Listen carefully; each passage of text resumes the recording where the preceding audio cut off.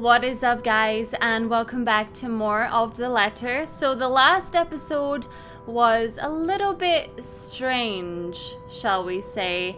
For whatever reason, Hannah felt the need to come on to Zach, and Zach didn't really take it too kindly, and I think Hannah now is feeling a little bit stupid and rejected. So Zach has left. It is in the evening, and let's just find out what's gonna happen. So entering the dining hall causes me so much confusion. It is dark. For a moment, I thought the electric work is not up to par. But that clearly is not the case, as every other room is bright with artificial light. Finding the light switch is a monumental task, considering the size of my unfamiliarity with the room. To make matters worse, the darkness grants the room a different atmosphere, eerie and frightening. It takes longer than I thought to find the switch, something that will have to be rectified later on. My skin starts to prickle, and there's a distant feeling of being watched. It unsettles me and only spurs me on in my search. And when I do open the light... Oh god! I hate playing this game at midnight. I'll turn the lights down, woman! Oh, it's just you. Oh. There at the end of the hall is my beloved husband with his face in one hand and a glass in the other. Perhaps I can let it go if it's only one glass of wine. However, I can feel myself go livid after seeing the toxic green liquid gleam mockingly at me. Luke, what? Are you drinking absinthe? The one time I drank absinthe, I got grounded. You know what the doctor said. Absinthe, Luke. Are you actively trying to kill yourself? Because if you are, we can just hit you with a bloody car. Honeybee, Buttercup, not too loud, please. Besides, it's Lelouch, not too strong. Just hair of the dog that bit me. Helps with the hangover, dearest. You drank? When? This morning, love. Don't be mad. I just needed a few drinks, having to deal with those simpletons. And maybe I had one too much. You don't see me whinging about you leaving me to handle them on my own. I had to attend the photo shoot and interview with Luxury Living. You know that. Let's not make this about me, Luke. This is about you and your drinking problem and... Oh, I don't know, Hannah, darling. What if my drinking problem, as you like to call it, is linked to you? Me? If we think about it that way, this discussion is about you. Oh, so it's my fault you're an alcoholic. That was pretty mean of you, leaving me alone to do all the work like that. You can't use the interview as an excuse either, honey. I was informed the moment your little interview was done. So, what was it then, What were you doing? I was with Zachary. I was talking with Zachary, the photographer for Luxury Living. I have no reason to tell lies. It's not like I'm guilty of anything. But as Luke's expression turns, he makes me feel like I actually am to blame for something. He has a way of making me laid bare with just the look. That has really struck me when we first met years ago. That giant Negro? Oh, don't bloody start with me, I swear to God. You were having a secret meeting behind my back and it was with him? What are you implying? I'm implying nothing. I'm just worried. You know better than to trust those media types, Buttercup. He must have been really friendly to occupy your time like that. But all he's looking for is his next big headline. He's a photographer for an interior design magazine. Doesn't matter. You let one little thing slip, one wrong move, and it'll blow up in the telly in the morning. He'll go to his journalist friends to gossip and make a quick quid. His eyes were the first thing I noticed about him. They were like nature, the grass and the trees, wonderful and breathtaking. Now as I look at him, they're nothing but the same shade of green as the bloody damn drink in his hand. He was a perfect gentleman, Luke. I can't say the same for you as of recent. Excuse me again? We're talking about you, Hannah. Me? No, I am pretty sure we were talking about you and your drinking problem, Luke, right? Hangover forgotten during the course of this little spat, the man jumps to his feet and seethes. It looks like he's barely stopping himself from throwing the nearest thing he can find. Oh, it is not a problem. I can stop whenever I want. So stop now then. And even if it was, I think you can very well stay out of it, as it only affects my own kidneys or liver or whatever the bloody hell that shite pollutes. Whatever aftermath that occurs because of your little chit-chat with the Negro affects the both of us, however. Look, Luke, nothing will happen. You have to relax. It was just a friendly chat. Well, now I think I'm getting jealous. Are you being sarcastic? Or I would be if it weren't for this damn headache. Oh my god, this guy. Maybe you should drink more. Yeah, because that cures the hangover, right? Maybe. Maybe. Supper is spent in silence with nothing but the occasional sound of silverware.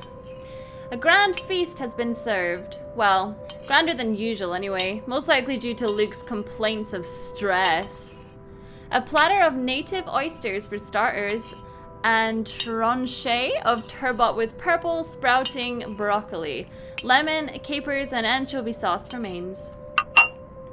To finish it off, black tea and golden syrup sponge pudding with custard. All the calories! But when our appetites are appeased and the plates are cleared away, Luke stands, kisses me goodnight, and leaves me to stare at my half cup empty. Lonely in the lull of night, I sit in a house too big and too empty, foreign and unwelcoming. Even with its warm tone and homely decor, it feels cold. There is no need for tears, however. I know I can get through this, like every other obstacle I have faced before. There is a minor setback in what I hope will be a long and happy life. To remind myself that this place is for Luke and for our future children fills me with a renewed vigor. Besides, it looks like someone is having a cry already. The wailing is far away and muffled, yet at the same time it shakes me to my very core as I hear it. As if the suffering is just standing right beside me. Hearing it sends a chill down my spine and makes my skin prickle with goosebumps. Who is that?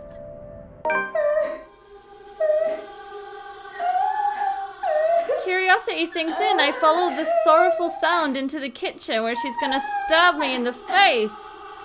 And into the wine cellar hatch. Hello? Is anybody down there? Would you not go and get Luke first? I am curious and concerned, but there is no way I'm going down into a dark and humid underground. I can't even look again. I'm not as enthusiastic as Luke, who considers himself quite the something. However, I cannot bring myself to go to bed with this racket going on. I mean, God, there's someone crying in my cellar, but how inconvenient. I can't sleep. If it is one of the household help, they will surely need some talking. After all, this wouldn't be the first time I've gone and found one of the maids sobbing their eyes out over one thing or another. As professional as our staff are, they are still human. Oh my God, you wouldn't think this much, Hannah, for God's sake. More often than not, it was either Joanne's or I who'd calm them down, who'd help them figure out how to go on about things. Can you shush? I'm trying to talk here. Unfortunately, I'm not in high spirits right now, so I'm not as holy.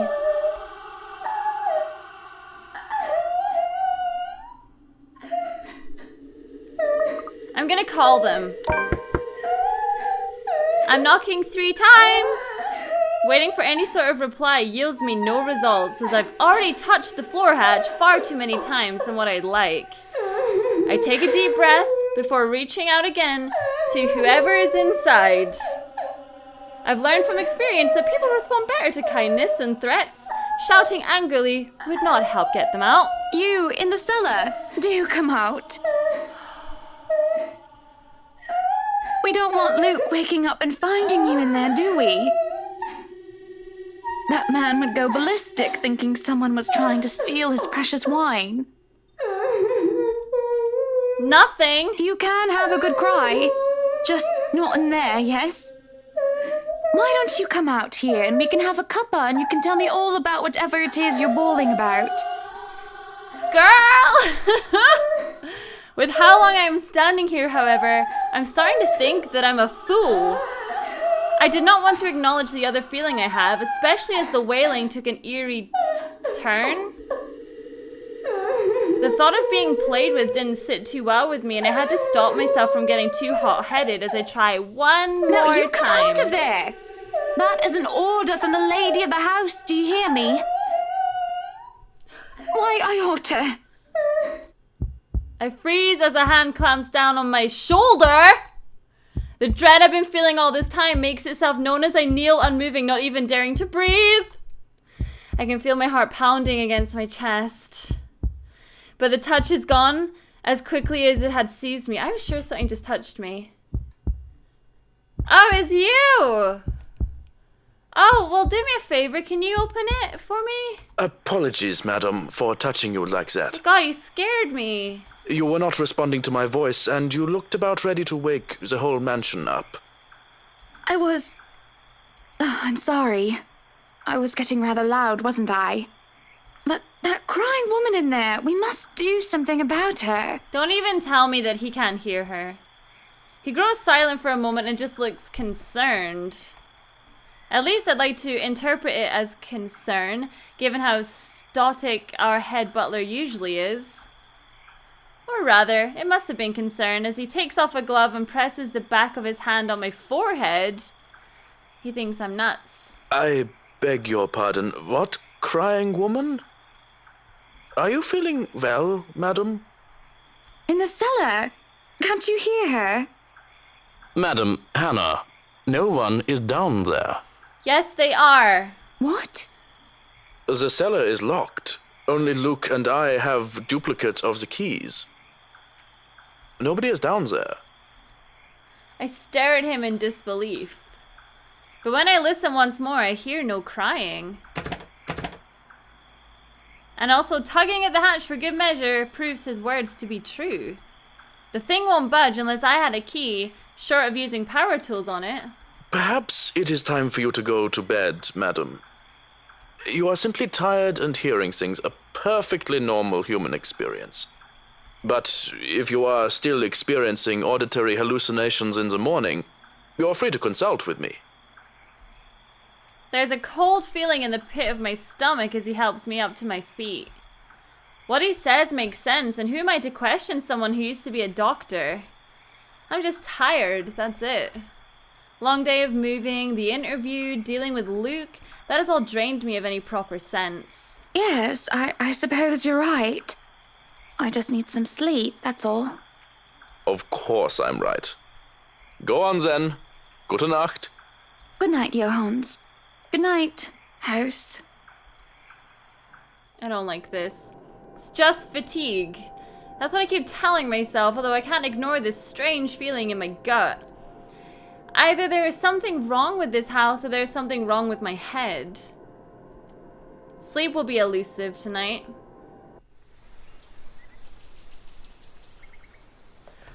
This is what I don't understand, right? So, how does she have these experiences and then still manages to have a totally, like, no disruptions? Oh my god.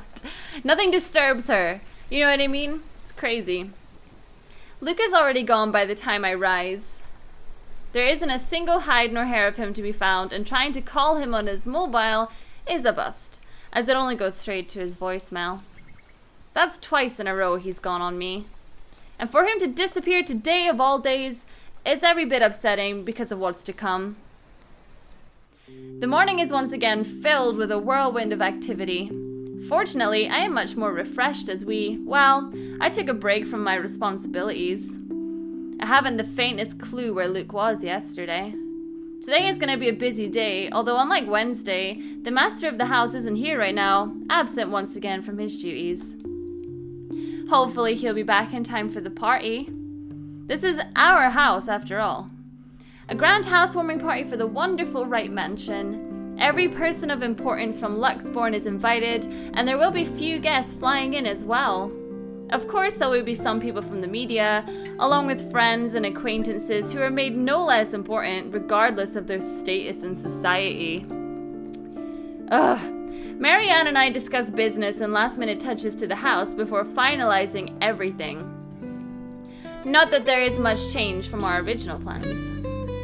Bar any huge additions to the property itself, the mansion is nearly 100% complete. You have certainly exceeded expectations, Marianne. Everything looks so marvelous, and in such a short time, too.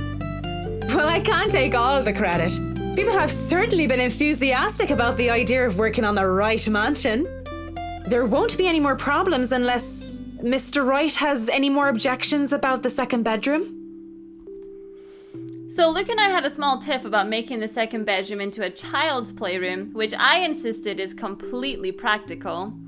In the end, he had to something. I didn't give him any choice in the matter. I even bought this wonderful wooden crib from the antique store yesterday, including some toys. Just in case anyone brings their baby, of course. Besides, we have little need for actual guest rooms. We hardly have guests who spend the night.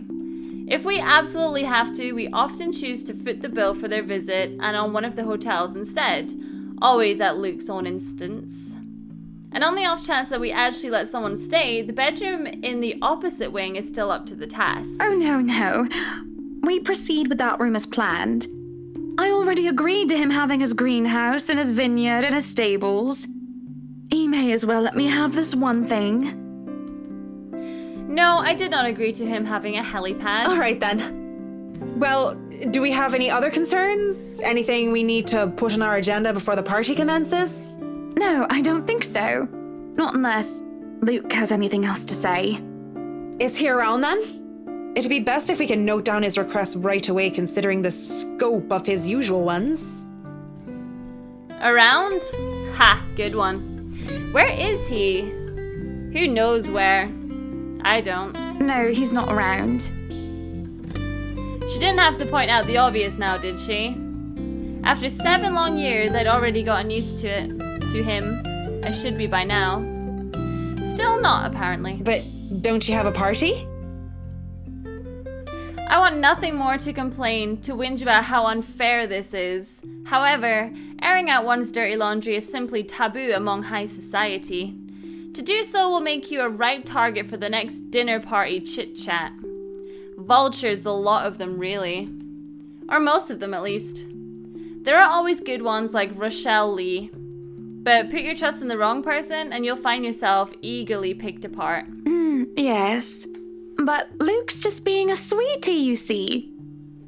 That friend he's visiting, he's having marital problems and he's just trying to cheer him up. I think he's cheating, personally. Perhaps I'm being a bit too rash, a bit too hot-headed in divulging details, but I thought myself clever with the plan to dress it up as gossip. Marianne's raised brow makes me unsure whether she is interested or not. Although that does make things better if she has no interest and therefore has no hidden intent to utilize whatever I might say to her. They've been married for a long time and they've hit a... how do they say it? A rough patch. His wife has a drinking problem and can be very neglectful. The poor thing really does his best to be a good husband. But it's never enough for her. Sometimes I think it's the years. Maybe it's been so long that they've lost that romantic spark. What do you think? You were asking for my personal opinion on the matter, ma'am? Do you want me to be honest, or...? Yeah, be honest Be with honest me. with me, Marianne. I don't need someone to sugarcoat it. I'm not some fragile thing that I'm just going to break down at the slightest thing. Are we talking about them or are we talking about you, Hannah? She hesitates, taking a sip of her coffee while I stare into my own cup of tea. The silence stretches on and I almost believe that she will never answer my question. I suppose that I shouldn't blame her, putting her in a tight spot like this. Her hesitation is understandable though. I loathe to admit it, she simply wants to hide the whole thing to stay professional. But then, she speaks. If I'm going to be completely honest, I need to ask. This is about you and Mr. Wright, isn't it? It's my turn to hesitate now. I really didn't expect such a straightforward question. And to get to the heart of the matter, I suppose I'm not as clever as I'd like to think. Or is it really that bad that an outsider can see our marital troubles? Surely we aren't that obvious, are we? We've put up the act of a perfect couple for years, although it hadn't always been an act. Marianne is just more keen than the average person, of course. It is a necessity to her career, and she's been working so closely with us. Yes, that's it. Suppose it is. What would you tell me? Then, I tell you it's none of my business. I tell you that I don't want to meddle. But if the troubled husband with the neglectful wife asked me for my honest opinion, I'd say that he shouldn't base his happiness and his self-worth on someone else. Someone who won't even give him the time of the day. Maybe he should try being independent for a while. See what it's like when he isn't trying to please someone else and doing things for himself. Everyone's supposed to be their own man or woman, right? A bit of breathing room never hurt anyone. That's just my 2 pence worth, of course. So you're saying they should divorce? Oh my god, no, that's not what she said. Nothing as drastic as that. If they're afraid that it might lead to just that, then maybe that is what's meant to happen in the first place. We shouldn't let our fear control our lives. But it's just a short hiatus is all. Or, couples therapy? Look, I'm really not the best person to ask about relationships, so grain of salt and all that. She trails off having said her piece and leaves nothing but the smell of coffee and Earl Grey between us. There is a calm despite the nature of what has just been discussed. To say that her words make me start to think is an understatement. To say that I'm not considering her advice is a lie. And to say that this might just be the calm before the storm, it's a possibility. Others might have had shorter marriages, yes, but plenty have celebrated long and happy ones as well. My own parents celebrated their choral anniversary before they passed away. But 7 years? 7 years isn't a whole lot in the grand scheme of things. It isn't a whole lot of time to see what and where our relationship can bring us. And at the same time, 7 years? Well, it hasn't been entirely made up of unhappy years, has it? It won't last forever, it's not supposed to. Anyway, I just dread the thought that it might last for a very long time. I dread the thought that these small spats, these little disagreements will turn into an all-out resentment. The idea that we will grow to hate each other with every fiber of our being scares me. I can't even pinpoint the exact moment when our blissful union turned sour. When did he start to seek other women, lacking any ulterior motives? When did we start to cooperate only to suit our materialistic greed and attention-seeking ways? Money and success? Fame and glamour? Are those the only reasons we still stay together? There is a cough between Marianne clears her throat. I must have been quiet for so long, and I move to apologize when she stands up. We both end up on our feet, unsure on how to proceed. Some sort of odd, awkward shuffle occurs as we decide whether to sit back down or not. I really should handle what's left of the work. You won't be attending the party? Oh, you really must, Marianne. I'll try to stay and chat. Maybe grab a few bites and a drink, but I can't be around for the entirety of the event. My apologies. Busy, busy, busy. You must stay a while. I'd love for you to meet some of my friends, and they're ever so excited to meet you. You need to say hello to the Lees, at least. If it wasn't for them, I'd never even heard of you. We'll see. So, if I can be excused? Certainly. You'll have to excuse me as well. I must attend to the party before any early birds arrive. Because, believe me, they will throw a fuss if things aren't ready, even when they're not supposed to be here until an hour later. Okay, so very interesting so far. I think potentially Luke is cheating on Hannah, and that's why he is drinking to hide his guilt, because obviously he's got this issue and they've got marriage issues and things like that.